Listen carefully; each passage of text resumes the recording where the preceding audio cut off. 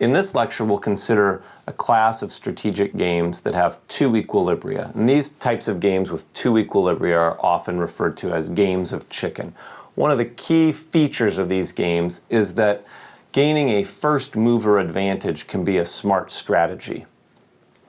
The classic game of chicken has two equilibria. So we've got two young men, James and Dean, and each one is trying to impress the young lady that they both want to take to the dance Friday night.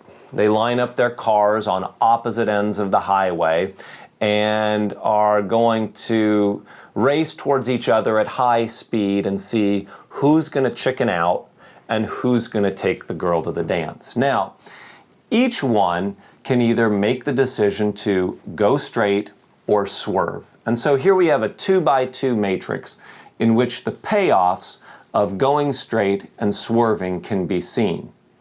Dean can make himself better off by committing to going straight, which actually changes a simultaneous move game into a sequential game with a first mover advantage. Coordination is really important in this game, and communicating and being transparent about your intentions is obviously very important as well. So by committing to go straight, Dean actually would exploit the first mover advantage. Let's consider what happens if Dean, say, commits to going straight. Maybe that means he puts a steering wheel lock on his steering wheel, then locks it and throws the key out the window, thereby, committing not to swerve, not to turn the steering wheel. Makes sure that James hopefully sees him see the key or throw the key out the window. That would be a key detail. But what would this look like in our strategy? Effectively, Dean would then be ruling out or eliminating one of his options, which we've actually seen in game theory can be a good strategy. Sometimes we're made better off by eliminating some of our actions. Now, if Dean is going straight, corresponding to the upper two cells in this matrix, he's going to have two outcomes. Either James will also go straight and they both end up in the hospital with a big negative payoff. That's what the -10 and -10 symbolically captures. Or James will swerve and have a payoff of 0, and Dean will have a payoff of 3. A positive payoff here means somebody's going to the dance with the pretty young lady on Friday night, and a payoff of 0 means, in this case, James is going home somewhat humiliated but unscathed physically. Now, if James moves first or somehow finds a way to committing to going straight, then Dean is forced to swerve.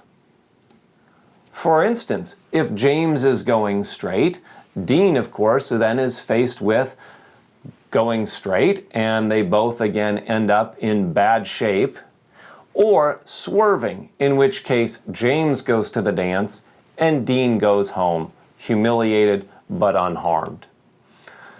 What we see in this particular game of chicken is that there are actually two equilibria. One is the lower left equilibrium, where James goes straight and Dean swerves. The other is the upper right equilibrium, or the upper right cell, in which Dean is going straight and James is swerving. Now, it makes sense, I think, intuitively, that those would be the two most preferred outcomes. Obviously, both going straight doesn't end well for anyone, and nobody even gets to go to the dance. Both swerving is humiliating, and again, nobody's going to the dance. So it makes sense at a basic economic intuitive level that those upper right and lower left equilibria or cells would be the most preferred. But the game itself doesn't give us any direction or any clue in and of itself as to which of those two equilibria will actually occur. However, that's not to say that the two individuals, James and Dean, are indifferent between the two. Clearly, James prefers the lower left equilibrium, in which he goes straight, his opponent chickens out, and James goes to the dance. And likewise, Dean prefers the upper right equilibrium. So each player has a preference for one of the two equilibria, but how do they tilt the game in one direction or the other to move the odds in the desired direction? To answer that question, let's consider another example. In 2000, one company, we'll call them Company A, was deciding between Italy and South Africa as a location in which to develop a new hybrid strain of grapes. Now, in contemplating these two particular markets, they quickly came to the conclusion that the Italian market was much bigger. However, it made sense really only to go into one or the other market. They faced a competitor firm, we'll call that firm Competitor B, and as we can see from this table, A preferred Italy as a growing site. So if we look at from A's perspective, Italy has payoffs of 0 if both firms are in Italy. That's the upper left cell.